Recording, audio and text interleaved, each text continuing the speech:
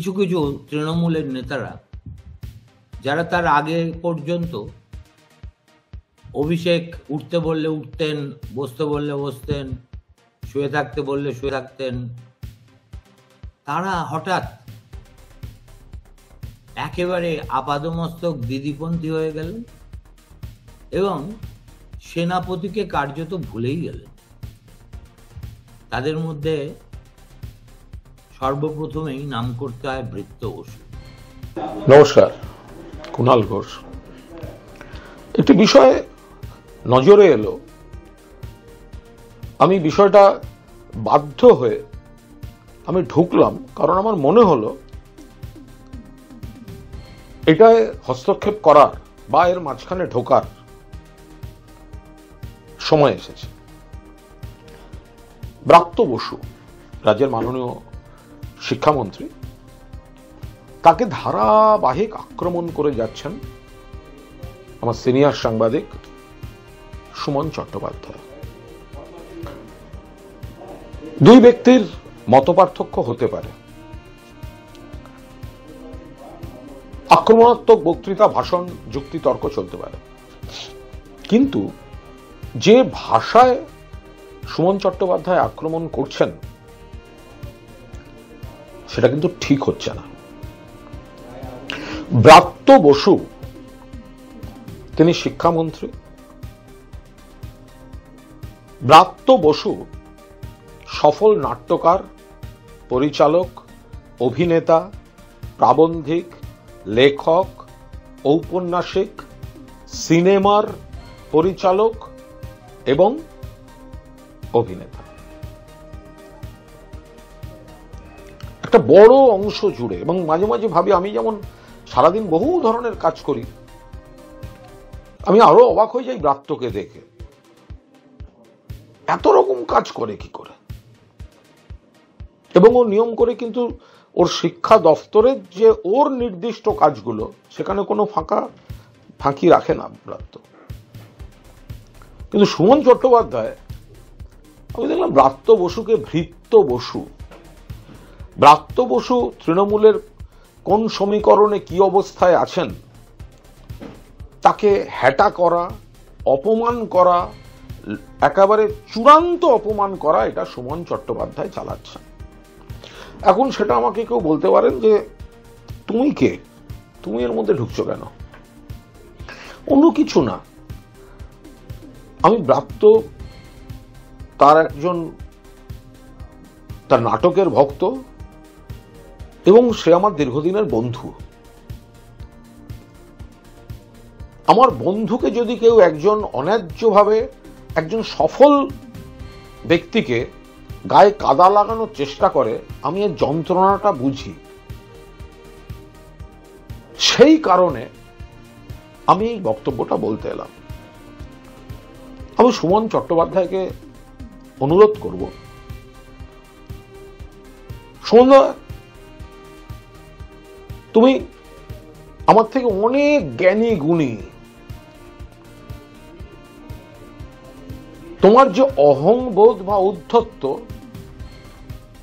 তার হয়তো কিছু ভিত্তিও আছে, কিন্তু তুমি যে পদ্ধতিতে ব্রাত্যকে আক্রমণ করছো, এটা ঠিক হচ্ছে না। সুমনদা কাঁচের ঘরে বসে ঢিল ছোঁড়া হয়ে যাচ্ছে।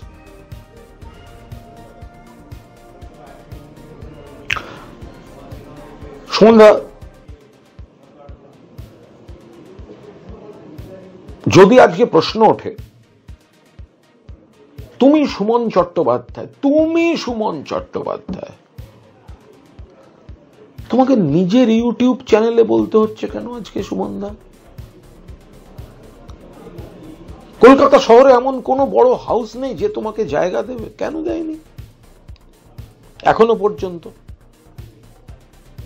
আশা করি নিশ্চয়ই তুমি ভবিষ্যতে পেয়ে যাবে। আনন্দবাজারে যতদিন ছিলে তুমি সুমন চট্টোপাধ্যায়, তারপর ধারাবাহিকভাবে কিন্তু তুমি ব্যর্থ। আর আমরা খুব ছোট, তোমাদের মতো শিক্ষিত নই। তোমরা মোহনবাগান, ইস্ট বেঙ্গল, মোহামেডানে খেলা সব স্টার প্লেয়ার, আর আমরা বেঙ্গল খেলেছি এরিয়ান, স্পোর্টিং ইউনিয়ন, হাওড়া ইউনিয়নে খেলে। আনন্দবাজারের পর তুমি কিছু ছিলে না সুমনদা, এবিপি আনন্দের পর তুমি কিছু ছিলে না। সর্বশেষ সিএন চ্যানেলে তুমি গেছিলে এবং তুমি আবার ফিরে আসছি বলে ভিডিও করেছিলে। 1 মাসের মধ্যে ওরা তোমাকে সরিয়ে দিয়েছে, 1 মাসের মধ্যে। তুমি কেন ব্রাত্যকে এসব করতে যাচ্ছ? দেখো, আমি গ্রেফতার হয়েছিলাম সারদা মামলায়, কঠিন দিন ছিল। সবাই যারা চেনেন তারা সবাই জানেন আমি কোনো চুরি ডাকাতি করিনি, মাননীয় বিচারকরাও জানেন, তদন্তকারীরাও জানে। আমি একটা অর্গানাইজেশনের মিডিয়া সেকশনে জড়িয়ে পড়েছিলাম, কাজ করেছি, মিডিয়ার কাজ করেছি। একটা চেক সই, একটা অ্যাকাউন্টসের ক্ষমতা ছিল না আমার, তার জন্য আমাকে এত বদনাম টদনাম নিতে হয়েছে। এত বড় মিডিয়া দেখেছি, কাজ করেছি চুটিয়ে। কিন্তু সারদা, সুমনদা, তুমি একের পর এক চিটফান্ডে জড়ালে কি করে? সারদা, রোজ ভ্যালি, চক্র গ্রুপ, সেখান থেকেও তুমি টাকা নিয়েছো। আইকোরের টাকা নিয়েছিলে, সেটা সারদা থেকে টাকা কিছু নিয়ে সেটা আবার আইকোরকে খানিকটা দিয়েছো। আমি যদি ভুল করেও একটার মিডিয়ায় জড়িয়ে এত কলঙ্কিত আমাকে হতে হয় এবং সেটা নিয়ে আমাকে যুদ্ধ করে বেঁচে থাকতে হয়েছে, তুমি আমায় বলো তো সুমন চট্টোপাধ্যায়, তুমি যদি আমার থেকে এত বড়, এত দূরদর্শী, এত জ্ঞান, তুমি এতগুলো চিটফান্ডকে চিনতে পারলে না? আইকোর,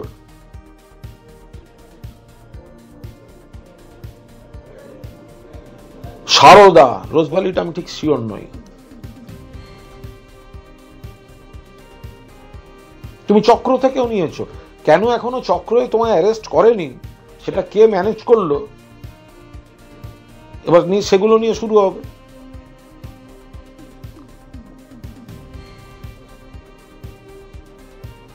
আর একটা কথা বলি সুমনদা, আমি তোমার অধীনে কখনো কাজ করিনি, কিন্তু তুমি যখন সমস্যায় ছিলে তখন এই কুণাল ঘোষ কিন্তু ছোট ভাইয়ের মতো পাশে ছিল। তোমার আনন্দবাজারের পর যখন কোনো চ্যানেল তোমায় ছোঁয়নি, আমাকে একাধিক ব্যক্তি বারণ করার পর আমি কিন্তু চ্যানেল টেনে তোমায় রাজার পার্ট দিয়ে টকশো করিয়েছি। আমার এক ফোনে 1 লাখে তোমাকে বসিয়ে বলেছি বাংলা সাংবাদিকতার মুকুটহীন সম্রাট।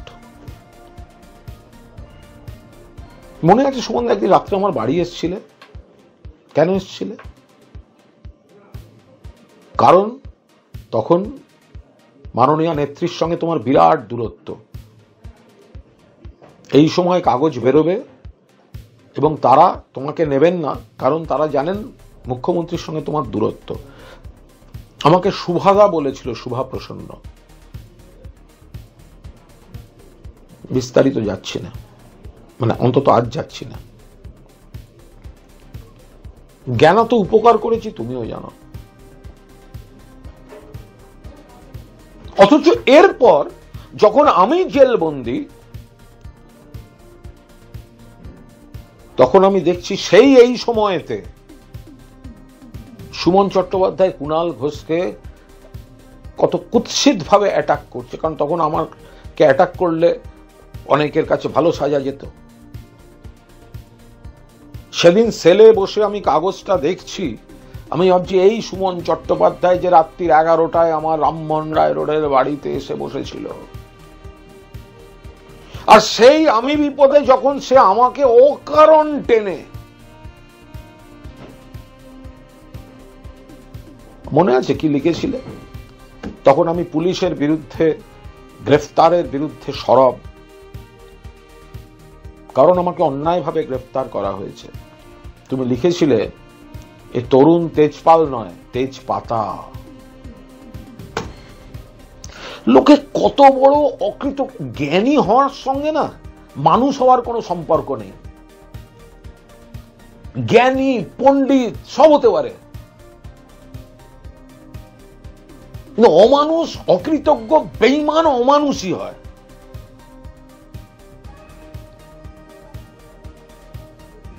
সেই যন্ত্রণা আমি অনেকদিন বয়ে বেরিয়েছি। অকারণে তুমি আমাকে অপমান করিয়ে দিয়েছিলে কাগজে লিখে। তোমার সঙ্গে যেদিন বিচার ভবনে দেখা হয়েছিল প্রথম, আমি তখন জামিনে মুক্ত। তোমার আইনজীবীরাও ছিল, আমার আইনজীবীরাও ছিল, আরো কয়েকজন আইনজীবী ছিল। বিচারকের ঘরের সামনে তুমি যাচ্ছিলে। তোমার কি ভাষায় বলেছিলাম মনে আছে? সুমন দা দিকে এসো বলে একটা বিশেষণ দিয়েছিলাম। বয়সে বড় না হলে ঠাটিয়ে এক চড় মারতাম এখানে। অন্তত 3 জনকে দিয়ে তারপর তুমি আমায় ফোন করিয়েছিলে, এই কুণাল সুমন তোমার থেকে অনেক সিনিয়র, তুমি এইভাবে বলো না। আর দাদা বলে ফেলেছি, আমি ক্ষমা চেয়ে নিচ্ছি। আবার তোমার জ্বর বা তোমার গুরুতর অসুস্থ হয়েছে খবর পেলে আমি হোয়াটসঅ্যাপ করে বলেছি, সুমন দা দ্রুত সেরে ওঠো। আমি তোমায় বলছি সুমন দা, কুণাল ঘোষ খোলামেলা ছেলে, আর কারোর হিম্মত হবে না তোমাকে মুখের সামনে দাঁড়িয়ে বলার তুমি আমার থেকে বয়সে বড় না হলে ঠাসি এক চড় মারতাম। সব আইনজীবীরাই প্রায় কানে আঙুল দিয়ে ফেলেছিল। তোমার মুখ দেখে মনে হচ্ছিল পায়ের তলার মাটি সরে গেছে। কেন করছো এগুলো? আমরা সবাই যে যার মতো স্ট্রাগল করছি, সবাই স্ট্রাগল করে বেঁচে আছি। তুমি মঙ্গল গ্রহ থেকে আসোনি, তুমি আমার থেকে অনেক শিক্ষিত, অনেক যোগ্য, অনেক বড় হাউসে কাজ করা হতে পারো, কিন্তু 4খানা চিটফান্ডের সঙ্গে তোমার নাম জড়িত। ভুবনেশ্বরের জেলে বসে কলকাতার কোন অফিসে কে দেখতে গেছিল আর কার ফোন নিয়ে কলকাতার কাগজের কাকে ফোন করে বলেছিল আমি বেরোবার পর একটা চাকরি অন্তত দেবেন, এসব গল্প আমরা সবাই জানি, কেউ দেয়নি। শুধু মানুষের ভালোবাসাটা তো আগে পেতে হবে। আমি ঈশ্বরের কাছে কৃতজ্ঞ যে আমার এত ঝড় জল এত কিছু হওয়ার পরেও আমি একাধিক সংগঠন, একাধিক মিডিয়া হাউসের সঙ্গে আমি কাজ করার সুযোগ পাচ্ছি। যাদের সঙ্গে আগে মিশতাম তারা জানেন কুণাল খারাপ নয় বলে বুকে আগলে রাখেন। তোমার এই যে শখটা না, তোমার যে টেন্ডেন্সি যে লোককে অকারণ অপমান করে দেয়া, তুমি লাইক আর শেয়ারে ঢুকো না সুমনদা, এটা চোরাবালির জগৎ।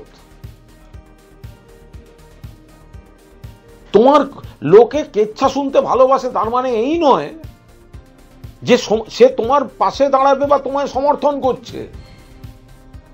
তুমি ব্রাত্যকে অপমান করলে তুমি দুম করে দেখবে লাইক শেয়ার এত বেড়ে গেছে, কারণ ওটা ব্রাত্য বসু।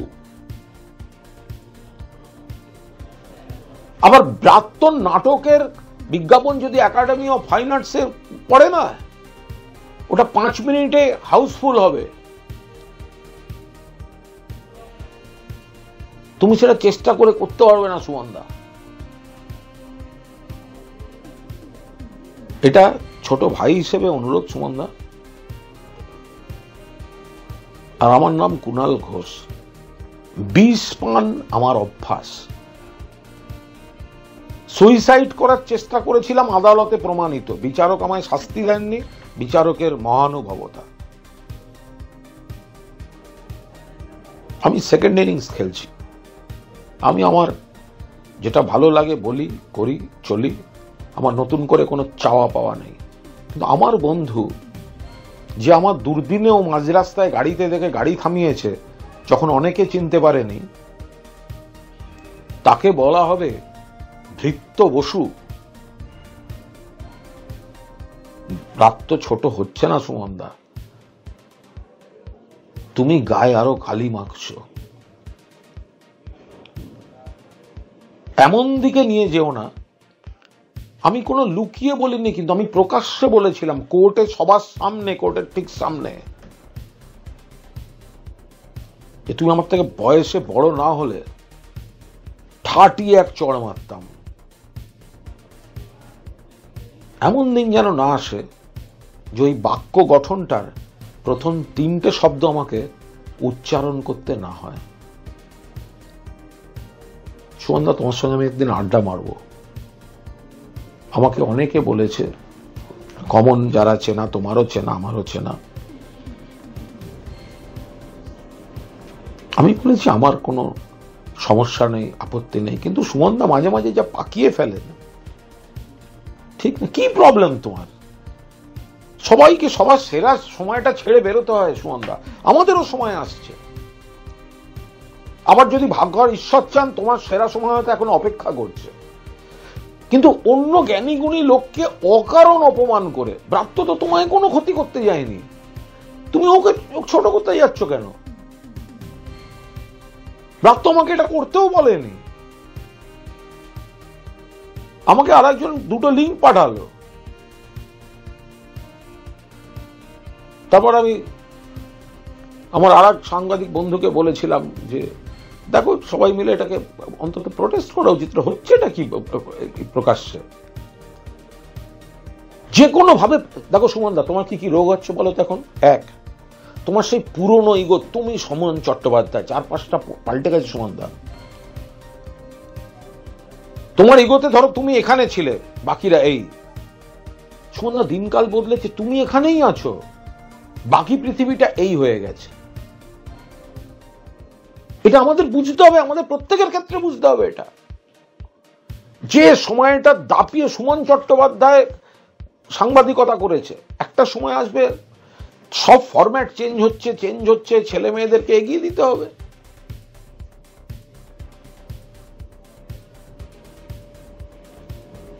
তার বদলে যদি আমরা শুধু কাদা ছোঁড়াছুড়িতে নিজেদের সীমাবদ্ধ করতে চাই, লোকে প্রত্যেকের হাতে একটা করে ইউটিউব চ্যানেল আছে, আর লোকে কেচ্ছা শুনতে পছন্দ করে, কারোর নামে কেচ্ছা 4টে লোক বেশি শুনবে।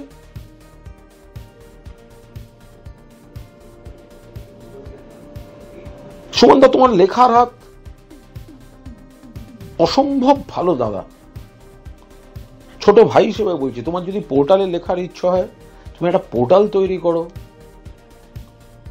আমি অভিজিৎকে বলবো বিশ্ব বাংলা সংবাদ থেকে তোমাকে রিকোয়েস্ট করতে, তুমি লেখো। ওদের ওখানেও 4টে ভালো লেখা আসে, তোমার ওখানেও, তোমারও একটা লেখার শখ। তার বদলে তুমি যেটা করতে চাইছো না, প্রথম কথা ভেবো এটা তোমায় মানায় কিনা। সুমন চট্টোপাধ্যায় বলবে একটা ন্যাশনাল ইস্যুতে থাকবে, সুমন চট্টোপাধ্যায় বলবে একটা এতে থাকবে, জাতীয় আন্তর্জাতিক স্টেট লেভেল ইস্যুস থাকবে, সোশ্যাল ইস্যুস থাকবে। সুমন চট্টোপাধ্যায় একে ওকে পেছনে লাগার মতো করে বলছে। তুমি প্রাসঙ্গিকতায় থাকতে চাইছো, তুমি ভেসে থাকতে চাইছো। সুমন, এটা মানসিক রোগ। এই ভেসে থাকার দৌড় না তোমার ব্র্যান্ড ভ্যালুটা কমাতে কমাতে যাচ্ছে।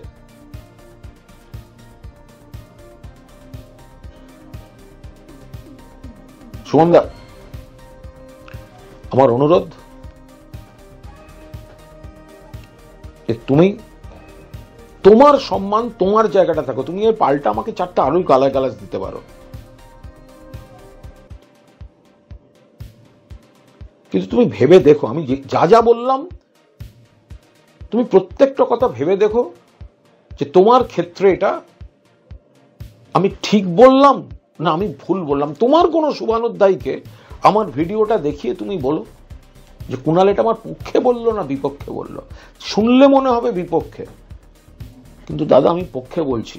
তুমি এখনো অনেক দিন সাংবাদিকতা করার জায়গায় আছো, সেটাকে না তুমি ওই প্রাসঙ্গিকতায় ফেরার জন্য এই চটুল চারানার কাজকর্মগুলো করে বেরিও না সুমনদা। ভালো থেকো সুমনদা।